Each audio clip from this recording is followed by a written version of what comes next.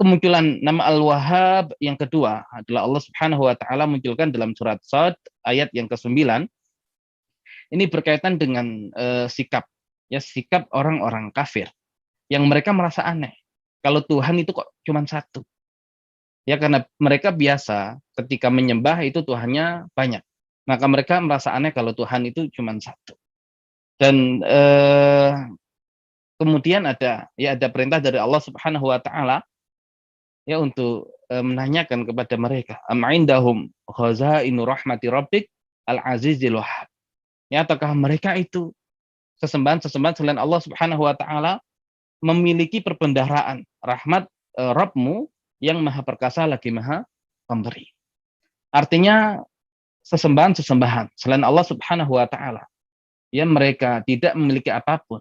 Mereka tidak bisa menghadirkan manfaat, ya mereka juga tidak bisa menghadirkan madarat, dan mereka pun tidak punya apa-apa. Ya, maka seakan ayat ini menjadi celaan bagi mereka yang meminta kepada Tuhan selain Allah Subhanahu wa taala.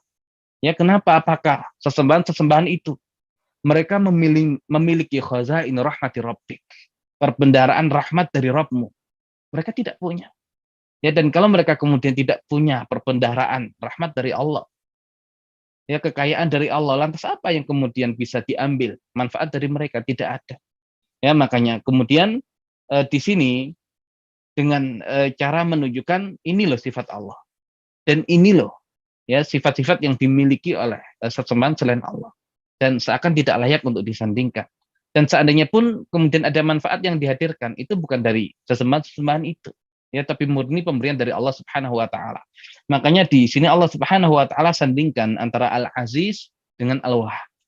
Ya, kita tahu Al-Aziz, ya, Allah Subhanahu wa taala yang maha perkasa, yang salah satu maknanya tadi Allah Al-Ghalib, Allah Al-Qawi, ya, dan beberapa makna yang lain yang dulu pernah kita bahas di pembahasan Allah Subhanahu wa taala Al-Aziz, artinya tidak ada seorang pun yang kemudian bisa mengalahkan Allah Subhanahu wa taala, bisa mengintervensi Allah Subhanahu wa taala, dan setelahnya disandingkan dengan kata Al-Wahhab.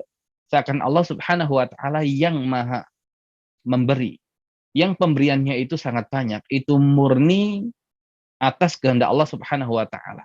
Dan tidak ada seorang pun yang bisa mengintervensi karena Allah itu Al-Aziz. Jadi seseorang mungkin bisa mengatakan ini adalah hibah, tapi sebetulnya ada intervensi di belakang dia. Walaupun dohirnya bisa dikatakan hibah, tapi hakikatnya bukan hibah. Karena dia masih bisa diintervensi. Tapi kalau Allah Subhanahu wa taala, ya tidak ada yang bisa mengalahkan Allah. Ya tidak ada yang bisa kemudian menghalangi Allah. Apapun yang kemudian Allah berikan itu murni, ya hibah dari Allah Subhanahu wa taala. Maka komplit ya nama Al-Wahhab ini ketika disandingkan dengan Al-Aziz. Ya, jadi yang demikian murni karena kebaikan Allah Subhanahu wa taala yang diberikan kepada makhluk-makhluknya yang Allah Subhanahu wa taala kehendaki.